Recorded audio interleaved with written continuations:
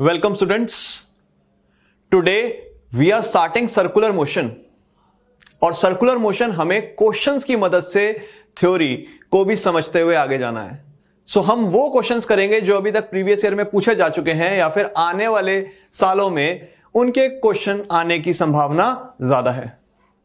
तो शुरू करते हैं हम। टॉपिक है हमारा सर्कुलर मोशन और सर्कुलर मोशन में आप जानते हैं दो पार्ट्स हैं, काइनेमेटिक्स और डायनामिक्स। तो पहले हम स्टार्ट करेंगे काइनेमेटिक्स से। पहला सवाल आज का, हमें बोला गया एक पार्टिकल सर्कुलर पाथ पर जा रहा है और उसकी डिस्प्लेसमेंट है theta equal to 2t³ plus 0.5, theta radian में और बेटा t सेकेंड्स में।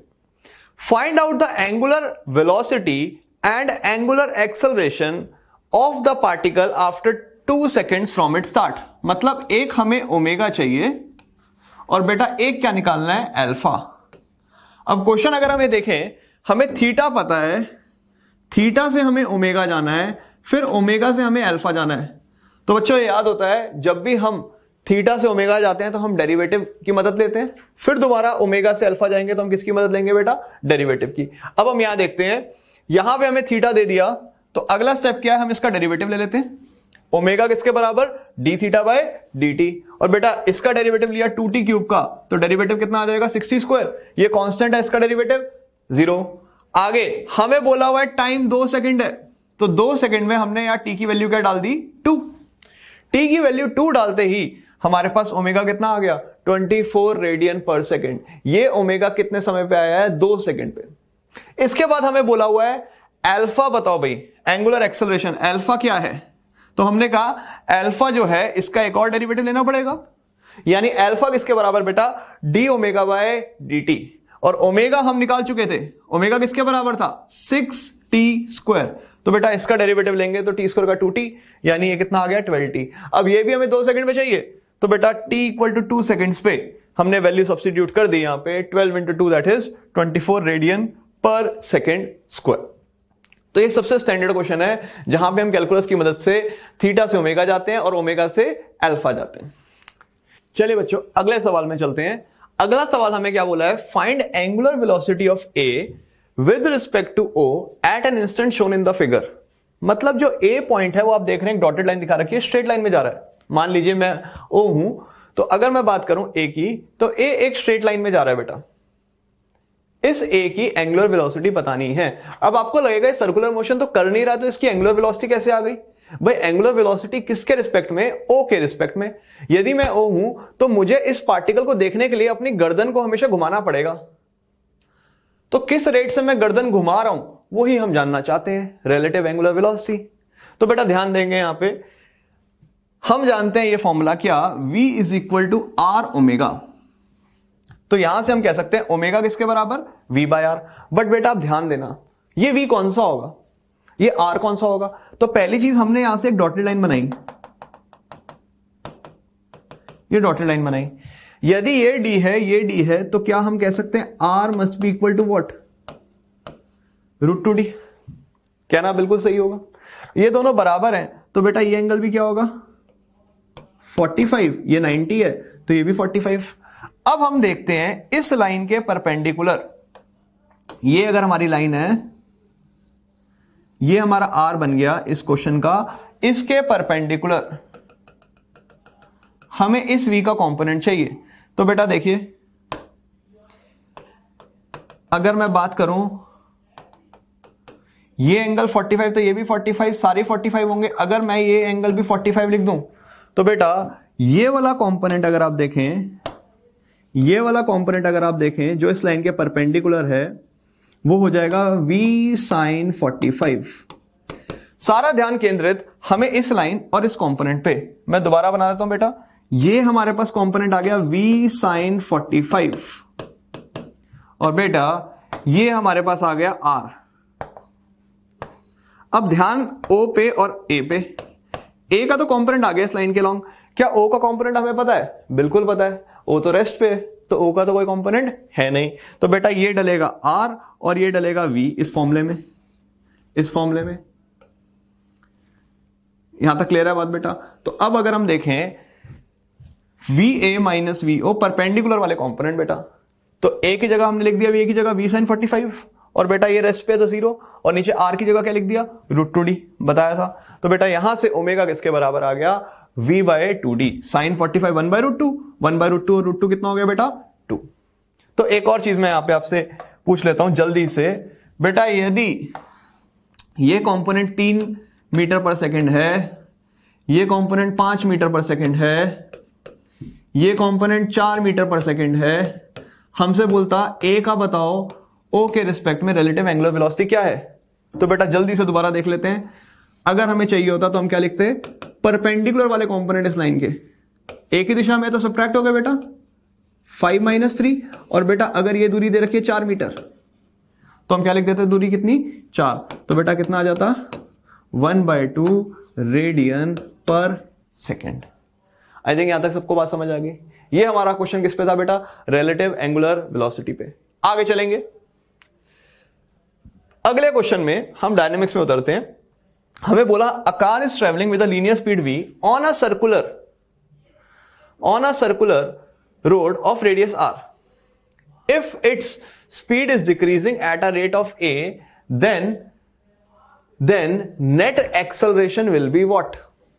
बेटा अब यहां पे ध्यान देना, इसमें हमें बोला है कि ये सर्कुलर पाथ में घूम रही है कार, किस स्पीड से v से। मान लेते हैं ये v स्पीड से घूम रही है, बट ये स्पीड बेटा कांस्टेंट नहीं है, ये स्पीड कांस्टेंट नहीं है, ये स्पीड डिक्रीज हो रही है, टाइम के साथ ये डिक्रीज होती जा रही है, टाइम के साथ ये डिक्रीज होती जा रही है। किस रेट से डिक्रीज हो रही है, ए रेट से। तो बेटा हमें पता है स्पीड का डिक्रीज होने का रेट टेंजेंशियल एक्सेलरेशन की वजह से आता है। किसकी वजह से, टेंजेंशियल एक्सेलरेशन की वजह से। और सर्कल में बेटा कौन सी एक्सेलरेशन रिस्पॉन्सिबल होती है, सेंट्रीपिटल। तो जब हमें बोला एक्सेलरेशन या नेट एक्सेलरेशन, तो हमें दोनों के कंपोनेंट्स को कंसीडर करना पड़ेगा, सेंट्रीपिटल भी और टेंजेंशियल भी। टेंजेंशियल तो क्वेश्चन में दे रखा है ए, सेंट्रीपिटल के लिए बेटा क्या था, AC = v²/r। v उस समय का, ये तो v शुरू का है, उस समय का जब हमें पूछा हुआ है। तो अगर हमें बोला नेट एक्सेलरेशन किसी समय पे, तो बेटा हम क्या करते हैं,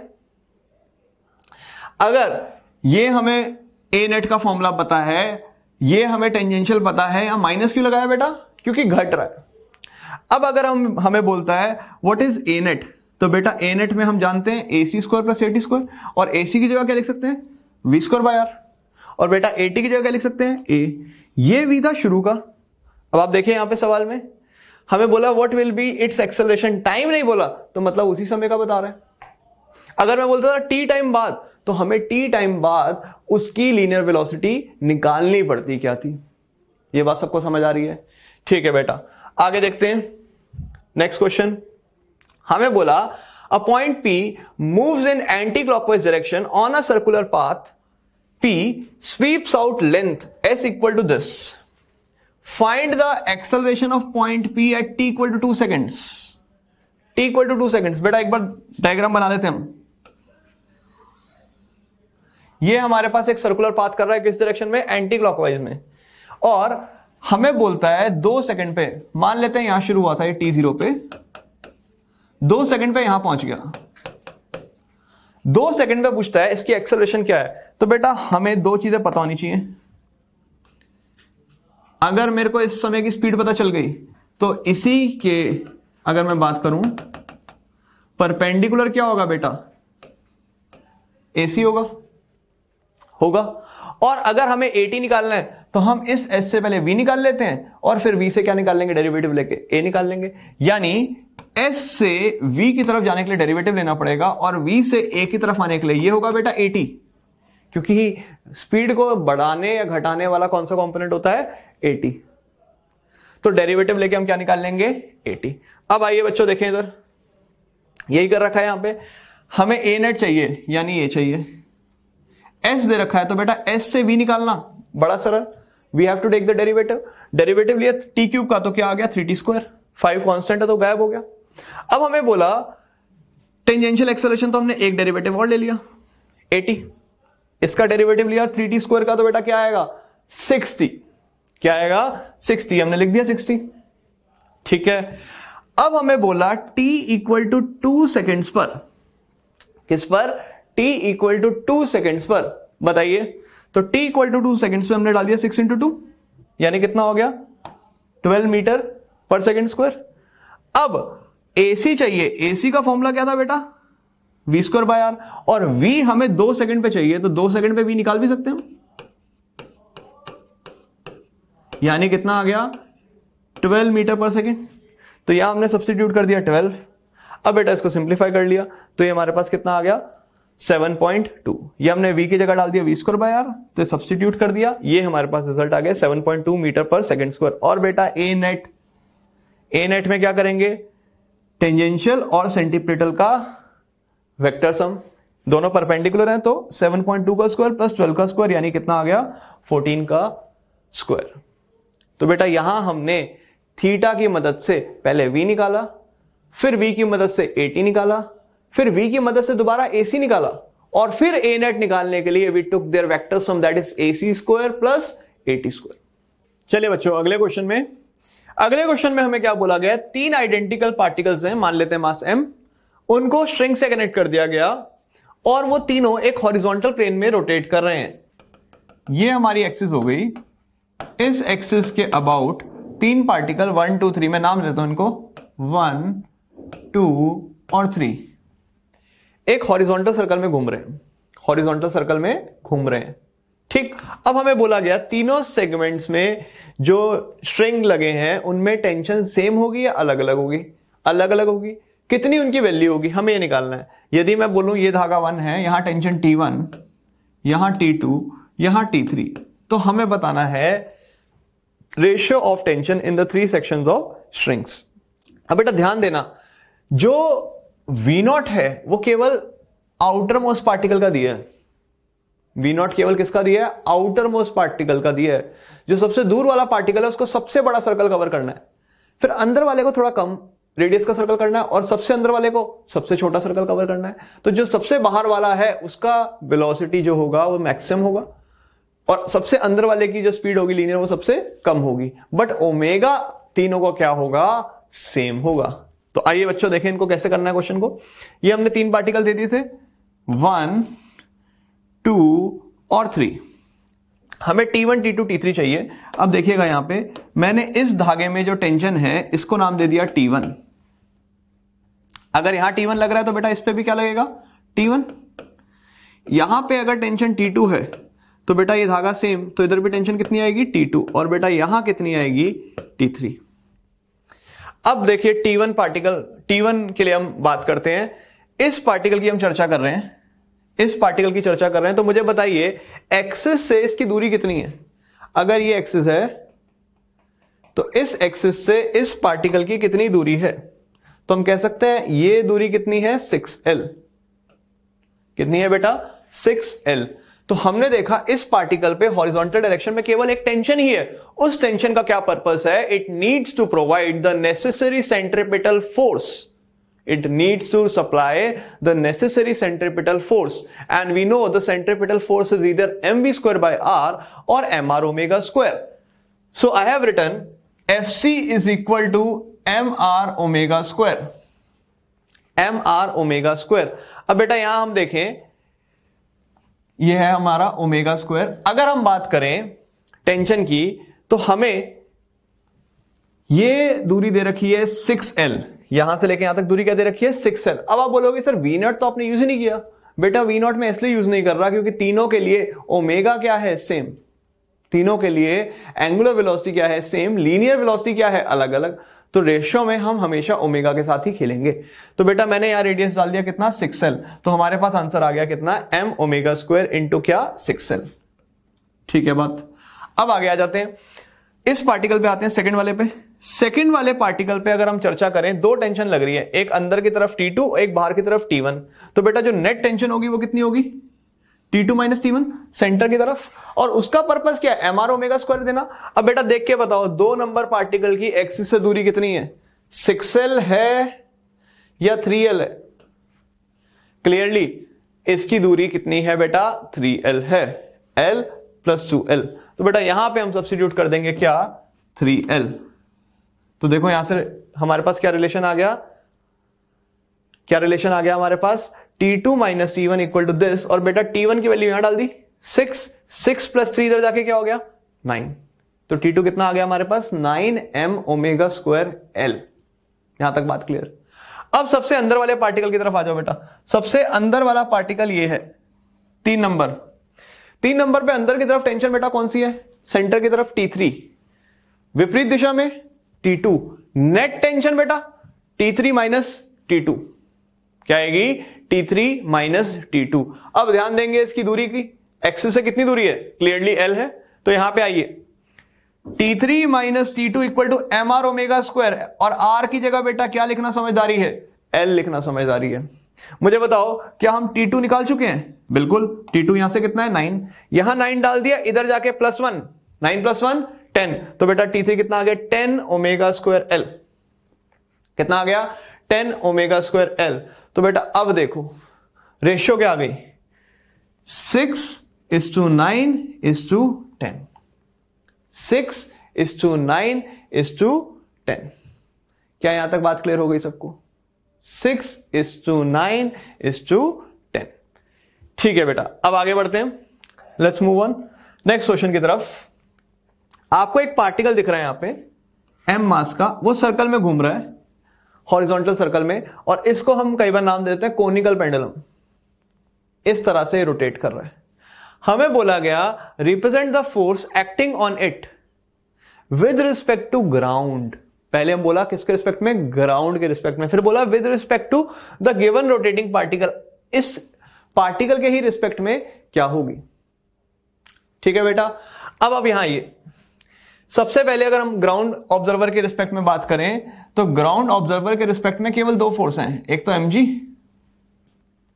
mg और बेटा दूसरी क्या, टेंशन। कोई आपसे पूछे अंदर की तरफ सेंट्रीपिटल कौन प्रोवाइड कर रहा है, क्या mg का कंपोनेंट कर रहा है या टेंशन का, तो जवाब होगा टेंशन का। mg केवल वर्टिकल डायरेक्शन में t के साथ बैलेंस फोर्स क्रिएट कर रही है। ठीक है बात। अब बेटा आ जाओ to an observer sitting on mass, यानी खुद मास के रिस्पेक्ट में ही। अब बेटा एक बात बताओ, इस बॉडी की अगर हम बात करें, क्या ये कांस्टेंट स्पीड से मूव कर रही है, कर रही है। क्या इसकी लीनियर एक्सेलरेशन है, टेंजेंशियल एक्सेलरेशन है, नहीं। बट क्या बेटा सेंट्रीपिटल एक्सेलरेशन होगी, होगी। कितनी होगी, AC होगी, AC। तो मतलब ये जो फ्रेम है ये एक्सेलरेटिंग फ्रेम है, और बेटा जब भी एक्सेलरेटिंग फ्रेम आता है तो हमने पढ़ा है किसकी आवश्यकता पड़ती है, सूडो फोर्स। किसकी आवश्यकता पड़ती है, सूडो फोर्स। तो T और mg तो हमने एज इट इज लगा दिए। अब मुझे बताओ इसकी एक्सेलरेशन अंदर की तरफ है AC, अंदर की तरफ है AC, तो सूडो फोर्स एक्सेलरेशन के विपरीत दिशा में, मतलब ऑपोजिट टू इट, यहां आ गई सूडो फोर्स। सूडो फोर्स की अगर हम वैल्यू भी देखना चाहें तो क्या लिख सकते हैं बेटा, मास इनटू एक्सेलरेशन। इतना सा फर्क है। ये ग्राउंड के रिस्पेक्ट में सूडो की आवश्यकता नहीं थी, ये हमने बनाई with the observer sitting on the mass और गिवन मास इटसेल्फ। तो बेटा यहां पे हमारे पास क्या लग गई, बाहर की तरफ एक सूडो, और वो सूडो किसके बराबर हो गई, m into AC, m into AC। चले बच्चों नेक्स्ट क्वेश्चन पे। नेक्स्ट क्वेश्चन हमें बोला गया one end of the string of length L, लंबाई L, is connected to a mass m and it is rotated on a smooth horizontal table with speed v. Then net force on the particle acting towards the center. अब मुझे बताइए एक horizontal table पर, ये table पर setup है, मान लीजिए ऐसे टेबल है, इस पे पार्टिकल घूम रहा है। मुझे बताइए क्या वर्टिकल डायरेक्शन में कोई नेट फोर्स है, नहीं। वर्टिकल डायरेक्शन में नॉर्मल लग रहा होगा, mg होगा, वो दोनों एक दूसरे को क्या करेंगे, बैलेंस। अब सेंटर की तरफ एकमात्र फोर्स कौन सी है बेटा, T। तो मतलब आंसर तो सिंपल सा था इसका, हम कह सकते हैं here tension provides required centripetal force, F net किसके बराबर है, T। मतलब अगर हमसे कोई पूछ भी ले कि फोर्स क्या है, फोर्स क्या है, नेट फोर्स T, इससे प्रोड्यूस क्या हो रहा है, सेंट्रीपिटल एक्सेलरेशन। क्या प्रोड्यूस हो रहा है, सेंट्रीपिटल एक्सेलरेशन। यानी एक ब्लॉक को अगर हम मूव कर रहे हैं फोर्स लगा के, तो उस पर नेट फोर्स तो F ही है, बट उससे उत्पन्न क्या हो रही है, एक्सेलरेशन। MA रिजल्ट है, कॉन्सिक्वेंस है। इसी प्रकार फोर्स T है और उसका इफेक्ट क्या है, उसका काम क्या है, क्या प्रदान करना, MA, और उसको क्या लिख सकते हैं, MAC। ये फोर्स नहीं होती बेटा, फोर्स ये होती है, ये उसका इफेक्ट है। उसका क्या है, इफेक्ट, जो एक्सेलरेशन प्रोड्यूस कर रहा है। ठीक है, अगला क्वेश्चन, अगले में बोला हुआ है a particle of mass m is moving in a horizontal circle of radius r under a centripetal force. ये हमें सेंट्रीपिटल फोर्स दे रखी है Fc। Find the total energy of the particle, total energy of the particle, और बोला है potential energy at a large distance is 0। अब बेटा देखो, हमें Fc पता है, Fc हमें दे रखा है कितना, a/r², माइनस ये दर्शा रहा है अंदर की तरफ है, माइनस ये दर्शा रहा है अंदर की तरफ है। ये पार्टिकल सर्कल में घूम रहा है, यहां पे अगर पार्टिकल है, ये इसका अगर r है तो सेंट्रीपिटल फोर्स इसके r के ऑपोजिट लग रही है, तभी क्या लगाया, माइनस। अब बेटा जब भी टोटल एनर्जी पूछेगा तो काइनेटिक और पोटेंशियल, और पोटेंशियल के लिए हम एक रिजल्ट जानते हैं, जानते नहीं जानते, Fc is equal to minus du/dr। बेटा इस रिजल्ट की हम मदद लेने वाले हैं, ये हमने बहुत जगह पढ़ा है, Fc is equal to minus du/dr। ठीक है बेटा, अब आप देखें यहां पे सबसे पहले Fc इक्वल टू a/r² लिख दिया मैंने, यहां माइनस हटा दिया क्योंकि मेरे को मैग्नीट्यूड चाहिए, मैं काइनेटिक एनर्जी लिख रहा हूं, काइनेटिक एनर्जी तो प्लस होती है, तो मैंने Fc की जगह लिख दिया mv²/r और ये आ गया a/r², गिवन। अब यहां से ये mv² आ गया किसके बराबर, a/r। अगर मैं पूरी इक्वेशन को हाफ से मल्टीप्लाई कर दूं, हाफ से मल्टीप्लाई कर दूं तो ये हाफ mv² हो गया और ये a/2r हो गया। तो मतलब काइनेटिक एनर्जी हमारे पास कितनी आ गई, a/2r। ये है नॉर्मल r पे, और हमें बोला है स्मॉल r किसके बराबर है, कैपिटल R के। वहां बताओ, तो हमने यहां वैल्यू सब्स्टिट्यूट कर दी, तो बेटा ये किसके बराबर आ गया, a/2 टाइम्स कैपिटल R। अब बेटा आगे देखते हैं, लेट्स मूव फॉरवर्ड। अब हमें चाहिए पोटेंशियल एनर्जी, तो मैंने कहा था ये Fc है, ये मैग्नीट्यूड है, और अब माइनस लगा के काम करेंगे क्योंकि पोटेंशियल एनर्जी प्लस भी हो सकती है माइनस भी हो सकती है, तो जो वैल्यू गिवन है वो यूज करेंगे। तो बेटा Fc की जगह मैंने क्या लिख दिया, माइनस du/dr, माइनस du/dr। ये पहला स्टेप है, बड़ा इंपॉर्टेंट। अब बेटा dr को इधर भेज दिया, du को यहीं रखा, माइनस और माइनस गायब हो गए। ठीक है, a/r² मतलब r की पावर -2, तो बेटा r की पावर -2 का इंटीग्रेशन हम जानते हैं, r की पावर -2 का इंटीग्रेशन क्या होगा, r -2 + 1 अपॉन -2 + 1, यानी -1/r। तो बेटा वही हमने सब्स्टिट्यूट कर दिया, -1/r। अब लिमिट डालेंगे, लिमिट डाली इंफिनिटी से r तक, लार्ज डिस्टेंस पे बोला था एनर्जी कितनी है बेटा, 0, पोटेंशियल एनर्जी कितनी है, 0। लार्ज डिस्टेंस पे उनका फोर्स ऑफ इंटरेक्शन 0 हो जाता है, तो पोटेंशियल एनर्जी भी क्या मान लेते हैं, 0। तो बेटा इनफाइनाइट डिस्टेंस पे, इनफाइनाइट सेपरेशन पे पोटेंशियल एनर्जी 0 और कैपिटल R पे हो गया U। वैल्यू सब्स्टिट्यूट कर दी, लिमिट डाल दी, यहां पे इंफिनिटी, इंफिनिटी पे 0 और कैपिटल R पे U, तो ये आ गया हमारे पास U किसके बराबर, -a/r के, -a/r के। अब चाहिए टोटल एनर्जी, टोटल एनर्जी है sum of kinetic, sum of potential, sum of kinetic, sum of potential. तो ये काइनेटिक है a/2r और ये पोटेंशियल है a/-r। इन दोनों को ऐड कर दिया तो ये रिजल्ट आ गया हमारे पास -a/2r। तो बेटा इन सवालों के लिए क्या टेक्निक रहेगी, Fc की मदद से आप काइनेटिक निकालेंगे, mv²/r पता है, वहां से mv² की वैल्यू निकाल के हाफ mv² कर देंगे, और बेटा जब भी पोटेंशियल एनर्जी चाहिए तो क्या लिखेंगे, F equal to -du/dr। I think सारे सहमत हैं।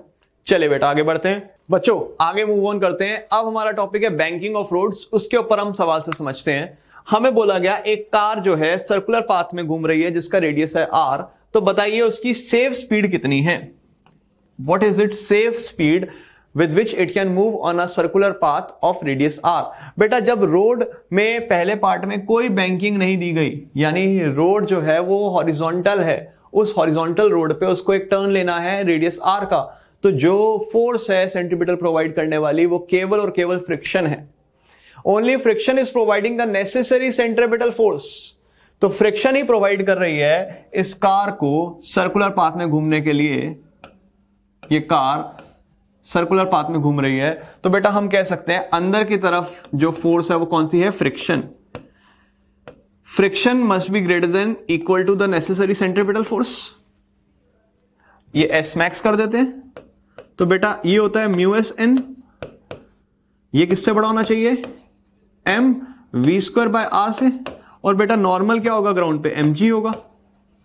तो हम कह देते हैं यहां पे जो v है वो वी स्क्वायर जो है वो छोटा होना चाहिए किससे, म्यू एस आर जी से, यानी v must be less than equal to क्या, म्यू एस आर जी। यहां तक बात सही है बेटा। अब अगर हम देखें यहां पे वही रिजल्ट आ रहा है, जब फ्रिक्शन है और बैंकिंग ऑफ रोड नहीं है तो v मैक्स किससे छोटा होना चाहिए, म्यू एस आर जी से। ये मैक्सिमम स्पीड है बेटा। अगर बैंकिंग हो गई, फ्रिक्शन नहीं है, तो याद रखने के लिए बहुत अच्छा तरीका है बेटा, बैंकिंग मतलब रोड अब एलिवेट हो गई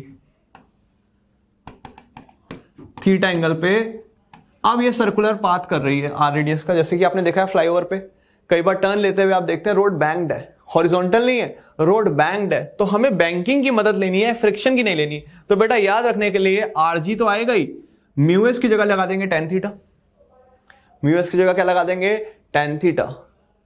आरजी हर रिजल्ट में आएगा, आरजी आरजी, यहां म्यू एस और बेटा यहां क्या, टेन थीटा।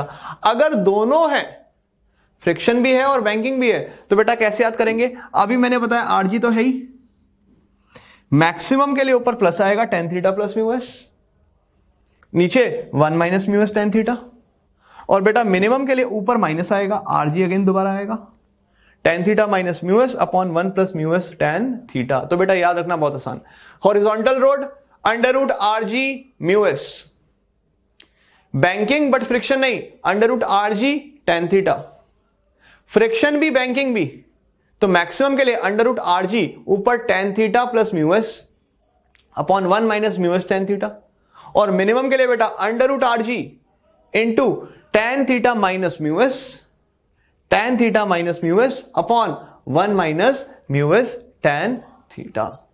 ये बेटा हमारे पास रिजल्ट आ गया किसका, सेफ स्पीड का। ये चार ही हमारे पास केस बनते हैं। अगले सवाल में हमें क्या बोला गया बेटा, एक मास को रिलीज किया गया है, कहां से, जहां स्ट्रिंग हॉरिजॉन्टल है, व्हेन स्ट्रिंग इज हॉरिजॉन्टल, मतलब इस लोकेशन ए से हमने इसको रिलीज कर दिया। Find out magnitude of the acceleration of the mass as a function of angle theta, मतलब किसी समय जब एंगल थीटा है, पार्टिकल पहुंच गया पॉइंट बी पे, तो इस बी पॉइंट पे इसकी एक्सेलरेशन क्या है। तो बेटा जब भी एक्सेलरेशन हमें चाहिए तो हमारे दिमाग में दो चीजें रहनी चाहिए, एक तो एसी और एक क्या, एटी। ये दो चीजें हमारे दिमाग में आनी चाहिए, एक तो एटी और एक एसी। अब बेटा अगर हम देखें एसी निकालने के लिए हमें क्या पता होना चाहिए, वी पता होना चाहिए। क्या पता होना चाहिए, वी किस पॉइंट का, बी पॉइंट का। तो आइए पहले वी निकाल लेते हैं। तो बेटा देखेंगे यहां पे हमें बोला गया इस ए पॉइंट से जब पार्टिकल बी पॉइंट पे पहुंचा तो इसकी वी बी क्या होगी, तो मैंने यहां लिख दिया इसको क्या, वी बी। अब बेटा वी बी निकालने के लिए हम जानते हैं एनर्जी, मैकेनिकल एनर्जी कंजर्व्ड रहेगी, तो हम किसकी मदद लेंगे, COME, यानी कंजर्वेशन ऑफ मैकेनिकल एनर्जी। किसकी मदद लेंगे बेटा, conservation of mechanical energy. Mechanical energy में कौन कौन आता है, काइनेटिक और पोटेंशियल। तो बेटा अगर इस पार्टिकल की हम बात करें, इसको रेस्ट से छोड़ा गया है, तो इसकी स्पीड जीरो थी शुरू की, काइनेटिक एनर्जी जीरो, और बेटा बात की kinetic energy half M V B square, half M V B square. अब बेटा चर्चा करेंगे किसकी, अब चर्चा करेंगे हम पोटेंशियल एनर्जी की। पोटेंशियल के लिए बेटा रेफरेंस लेवल डिफाइन करना जरूरी है, तो मैंने मान लिया कि ये रेफरेंस लेवल है। रेफरेंस लेवल के ऊपर पोटेंशियल एनर्जी पॉजिटिव, नीचे नेगेटिव, और उस लेवल पर जीरो। तो देख के बताइए क्या ए उसी लेवल पे है, बिल्कुल है। तो ए की पोटेंशियल एनर्जी जीरो, और बेटा बी के लिए अगर हम बात करें तो रेफरेंस लेवल के कितने नीचे आ गया, हमने कह दिया एच, ये लेंथ है एल। तो बेटा बताइए क्या H equal to L sine theta, हाँ या ना, बिल्कुल। ट्रिग्नोमेट्री से 90 डिग्री, ये एंगल थीटा, तो ये perpendicular, and perpendicular upon hypotenuse is sine theta. So H by L is equal to sine theta, यानी एच किसके बराबर, एल साइन थीटा। H आ गया L साइन थीटा, तो पोटेंशियल एनर्जी होगी माइनस mgh। क्यों? क्योंकि नीचे की तरफ है, तो यहां लिख दिया minus mg L sine theta. अब बेटा इसको ले गए इधर, तो VB स्क्वायर किसके बराबर आ गया? 2gl sine theta. अब बेटा याद करो, AC किसके बराबर था? V स्क्वायर बाय R, और यहां R किसके बराबर है बेटा? खुद लंबाई L के। तो मैं इस L को नीचे ले जाता हूं, जब नीचे ले गया तो VB स्क्वायर बाय L क्या रह गया? 2g sign theta. तो बेटा मुबारक हो, हमें AC मिल गया। AC किसके बराबर? 2g sine theta. अब बेटा सारा उद्देश्य है टेंजेंशियल एक्सेलरेशन खोजना। ध्यान दीजिएगा, ध्यान दीजिएगा बेटा, अगर ये थीटा तो ऑल्टरनेट एंगल ये भी थीटा, और ये एंगल भी क्या हो गया? थीटा। अब मुझे बताइए, tell me one thing, mg का ये कंपोनेंट जो VB के लॉन्ग है, जैसे इंक्लाइंड प्लेन पे आप देखते हैं, यही कंपोनेंट इसको एक्सेलरेट या डी एक्सेलरेट करता है। तो बेटा mg का इस दिशा में कंपोनेंट कॉस या साइन? कॉस या साइन? कॉस, यानी ये mg कॉस थीटा इधर आ गया। तो मतलब जो टेंजेंशियल एक्सेलरेशन है वो किसके बराबर आ गई? g cos theta. किसके बराबर आ गई बेटा? g cos theta. अब हमें चाहिए ए नेट। ए नेट में कोई संदेह नहीं बेटा, ए नेट में कोई संदेह नहीं। ए नेट की अगर हम चर्चा करें तो ए नेट होता है AC square plus AT square. AC की जगह हमने लिख दिया 2g साइन थीटा, और AT की जगह क्या लिख दिया? g cos theta. अब जब स्क्वायर किया तो 2 का स्क्वायर हो गया 4, g चला गया बाहर, 4 sign square theta plus cos square theta, 4 sign square theta plus cos square theta. एक साइन स्क्वायर को कॉस स्क्वायर के साथ जोड़ के 1 बना दिया। इस 1 में छुपा हुआ है क्या? Sine square theta plus cos square theta. तो रिजल्ट आ गया g under root 3 sine square theta plus 1। I hope यहां तक क्लियर है बात? बहुत बढ़िया बेटा। इस सवाल में हमने पहले कंजर्वेशन ऑफ मैकेनिकल एनर्जी की मदद से क्या निकाला? लीनियर स्पीड निकाली।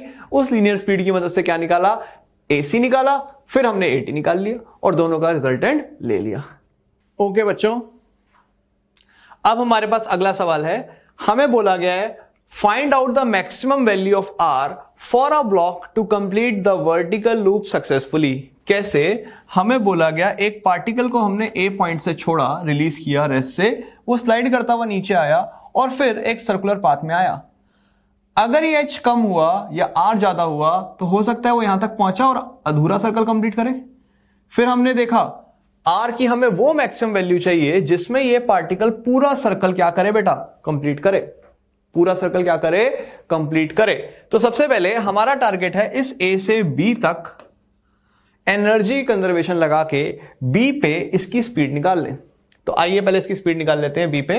From A to B motion, यानी A से B की तरफ जाते हुए ये रेस्ट पे था पार्टिकल, और B पे जब पहुंचा पार्टिकल VB, तो हम एनर्जी कंजर्वेशन से अगर इसको रेफरेंस मान लें तो यहां पोटेंशियल एनर्जी mgh है और यहां पोटेंशियल एनर्जी 0 है, यानी mgh सारी किस में कन्वर्ट हो गई? हाफ m VB स्क्वायर में। तो बेटा VB किसके बराबर आ गया? Under root 2gh। बेटा ये हमें क्या मिल गया? VB। इस पॉइंट पे पार्टिकल का हमें क्या मिल गया बेटा? VB मिल गया, अंडर रूट 2gh। अब आप मुझे बताइए, यदि सर्कुलर मोशन कंप्लीट करना है तो बॉटम मोस्ट पॉइंट पे कितनी गति होनी चाहिए सर्कुलर मोशन में? वो होनी चाहिए under root 5g into radius. तो अगर ये VB उससे बड़ा है तो ये अवश्य सर्कल में घूमेगा, उससे कम है तो सर्कल कंप्लीट नहीं होगा। तो हमें कंडीशन ये लगानी है कि जो यहां से पहुंच के नीचे आया वो VB अंडर रूट 5gr से बड़ा या बराबर हो। बड़ा या बराबर हो, रूट 5gr वाली क्रिटिकल कंडीशन है, उसके बराबर हो या उससे बड़ा हो। तो बेटा VB की जगह मैंने सब्स्टिट्यूट कर दिया यहां पे क्या? Root 2gh। तो रूट 2gh बड़ा होना चाहिए किससे? रूट 5gr से। बेटा रूट गायब कर दिए, g से g गायब हो गया, बचा क्या? 2h greater than equal to 5r। तो जो r है वो किससे छोटा होना चाहिए? अंडर रूट 2h बाय 5 से। तो r छोटा होना चाहिए 2h बाय 5 से। और बेटा h देखो कितना दे रखा है? h दे रखा है 5 सेंटीमीटर, सब्सटीट्यूट कर दिया h की जगह 5, तो बेटा मैक्सिमम रेडियस कितना आ गया 2 सेंटीमीटर। यदि बोला रेडियस 2 सेंटीमीटर है तो just vertical circular motion complete हो रहा है, रेडियस 1.9 है तब भी कंप्लीट हो रहा है, बट रेडियस 2.1 है, अब कंप्लीट नहीं होगा, अब कंप्लीट नहीं होगा। तो बेटा हमने क्वेश्चन की मदद से लगभग हर इंपॉर्टेंट टॉपिक सर्कुलर मोशन का समझ लिया है। तो आई होप इन क्वेश्चंस की प्रैक्टिस आप करेंगे और इसी पैटर्न के ऊपर आप काम करके सर्कुलर मोशन को और स्ट्रॉन्ग करेंगे। Good luck.